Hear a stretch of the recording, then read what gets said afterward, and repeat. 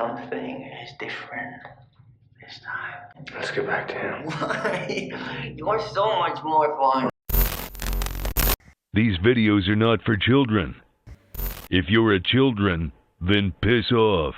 Hey there, it's me, your least favorite YouTuber, the Infuso. And today, I'm going to talk about the Batman's Joker. You see, very often, if not almost all of the time, is Joker seen as Batman's arch-enemy. His total opposite in every conceivable way. There are countless Batman and Joker stories, and this is not one of them. Yet still, those in charge felt the need to bring a Joker into this Batman story. To say that he's shoehorned in would be an absolute understatement. In the final cut of the film, he's shown in all of one scene. And in a lot of ways, it seems like that's one scene too many. Now, I'm not just going to leave that there, I'm going to elaborate on that in a bit. There's more to it than that.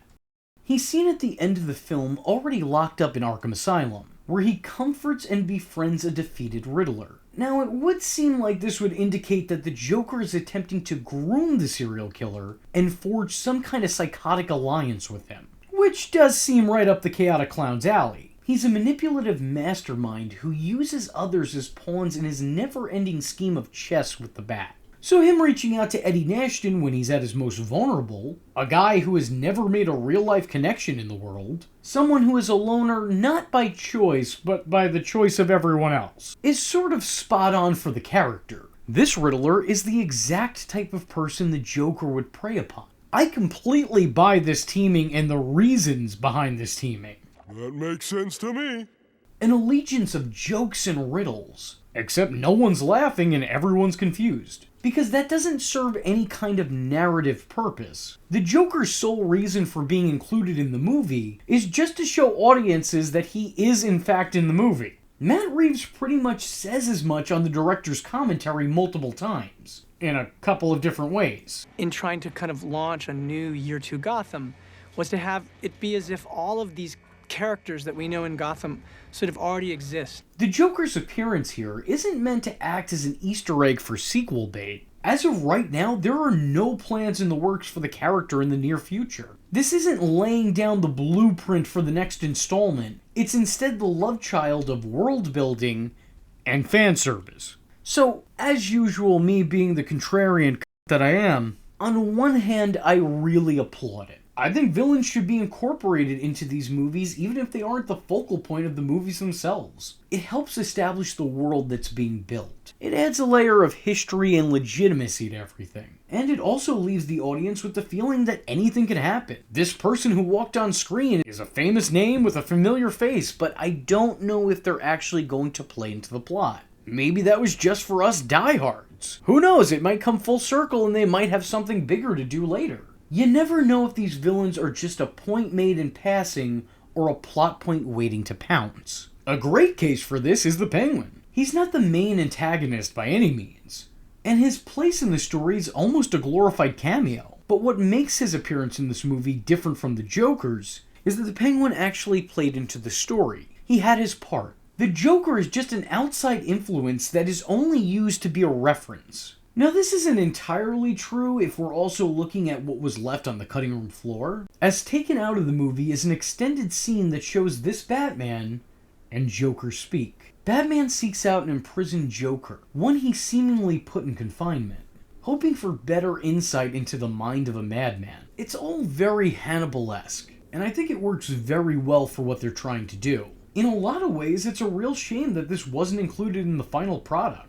But at the same time, I think it was a necessity that it wasn't included in the final product. You see, I like the scene a lot conceptually. Tonally, I think it works for the movie that it's in. It's well shot, never giving us a full glimpse of the character, but instead shedding light on his relationship with the Dark Knight. The two actors playing these iconic enemies work very well together, and I buy into this unseen history that the two share. I feel like I'm being dropped into the middle of a story, and while I haven't seen their rivalry up until this point, the scene sets the mood and paints a picture of it. However, it gives far too much of the plot away. If this scene was included, then the Joker's pretty much providing spoilers for the movie that he's in, as he correctly guesses the Riddler's motives for his crimes. I think this scene would take a lot of the sting out of the end reveal and kinda handicap the movie's third act. The scene seems counterproductive to the movie's whole approach to storytelling. The movie never once spells anything out for you. It allows its audience to try to follow along and beat our leading man to solving the mystery. It's willing to give us the context clues, but it's not willing to do the work for us. This movie doesn't hold your hand through the plot, it lets you find your own path and figure it out yourself. While this scene is terrific insight into Joker's dangerously high intellect, it comes at the expense of the plot at hand. And honestly, you really can't have that. Without coming right out and saying it point blank, the scene does let an audience in on a lot. It tells the audience that there's already history between Batman and Joker, and it showcases the dynamic of this universe's ultimate enemies. It shows just how much Joker gets under Batman's skin. It shows how a less experienced Batman is still a little unnerved and maybe a little bit too vulnerable in the presence of this chaotic clown. I said before that his place in the story feels very Hannibal-esque, and I think this scene perfectly encapsulates that, because this scene feels ripped straight out of the movie Manhunter. As Hannibal hunting the detective who put him in there in the first place, Hannibal assures Will, who is clearly not mentally well, that he is no different than him, and that he's just on the verge of snapping as he did. Despite Will seemingly having control in the situation, even threatening to walk out on the man that he's visiting, Hannibal asserts his dominance by intellectually tearing him apart and targeting his insecurities. This is that very scene, but with the added benefit of being in a Batman movie. And unsurprisingly, I love it! I also think the way Batman reacts to the Joker in this is really well done. He puts on a brave face and acts like the silent protector of Gotham we all know. But we're close enough to the character to see how truly unnerved he is by this interaction. The fact that this Joker is shown to actually get inside the head of Batman, I think really emphasizes the threat that he is. I mean, if Batman himself doesn't want any of this, then you know it must be serious. It also shows that the character is always in control, even when it seems like he's not. And the way that he cunningly gets one over on Batman, stealing a paperclip from the file that he's handed in plain sight, slipping it by the ultra-observant man known as the world's greatest detective, all by intentionally throwing him off his game with a psychoanalyst. That to me is the Joker. Even if he may be different from the Joker I know physically, spiritually, he is very much the same. As great as this scene is, I understand why it was taken out. And like I said, I do think they made the right call on that. But I see no reason why they can't still call this scene canon. Personally, I would. In my opinion, I think it's far too good to be forgotten, but it's far too telling to be included. I love the way the character is shown. Or, I guess more accurately, not shown. At no point in either the movie or what was taken out of the movie do we ever get a clear shot of the Joker in full. Instead, we get blurry shots of his face out of focus, or severe close-ups both above and below the nose, but never on all of his face all at once. The way it's shot never allows the audience to get too comfortable with his character. Even to show him clearly would offer the viewer's mind some ease, and lessen the tension. And this movie simply wouldn't have that. It adds to the completely unsettling nature of the character. You can never get a read on it. I like that despite his gruesome nature and appearance, the Joker still comes off as incredibly intelligent, constantly in control, and cunning to the point of being a little bit charming. We're shown so little of him, and yet it leaves such an impression, and I don't think that was by coincidence or mistake. There is so much to dissect in what ultimately amounts to about 7 minutes of screen time, and that's including his scene that was cut. I feel like everyone who's been given a Joker on the big screen has taken an alternate route to try to make the character their own, while also justifying their namesake and appearance. Jack Nicholson's Joker fell in a vat of chemicals, forever bleaching his hair, skin, and lips different colors, while also giving him his trademark perma-smile. Heath Ledger's Joker had his smile carved into his face, slitting the sides of his mouth. And, oh boy, wow. I gotta talk about this guy again. And Jared Leto's Joker. Alright, time to be a professional. And Jared Leto's Joker had a set of grills and a smile tattoo.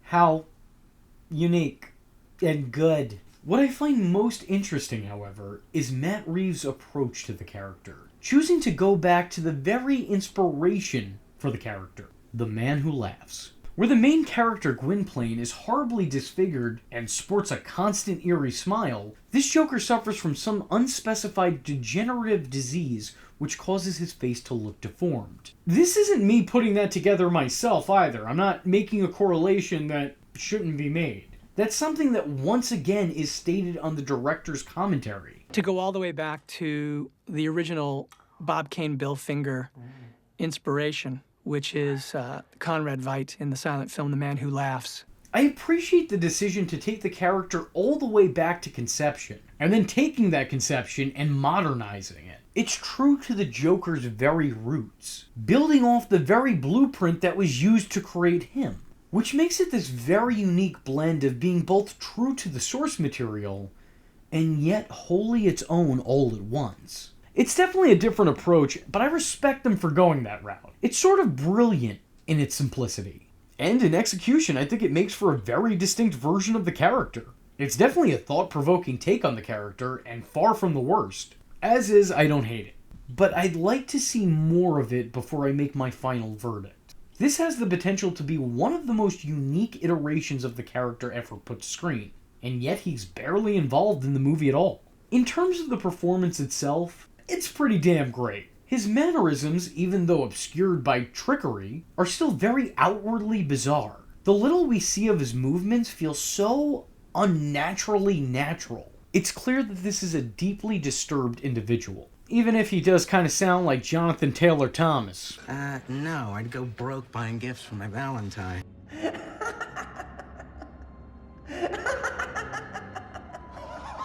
Yeah, I could not unhear that. I believe this lunatic believes everything that he says. I can see how this particular Joker could be Batman's gravest threat, and I hope to see him utilized in a bigger capacity at a later date.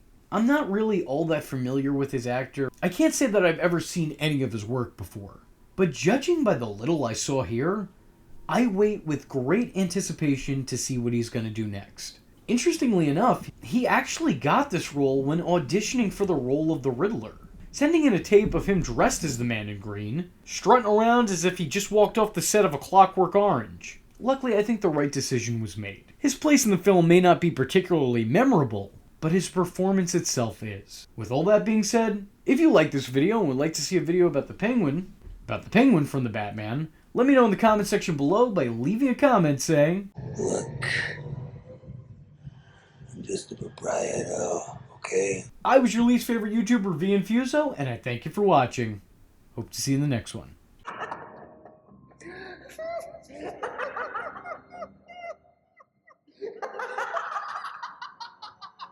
I am vengeance.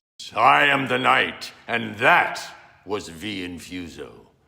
Just remember, if you're not tuning in, then you're missing out. So, if you like the words that came out of his mouth hole, and you too would like to become a V-generate, don't forget to like and subscribe. Thanks for watching, nerds! And if you're not joining the fun, you're in for one bad day. And you know what they say about having one bad day?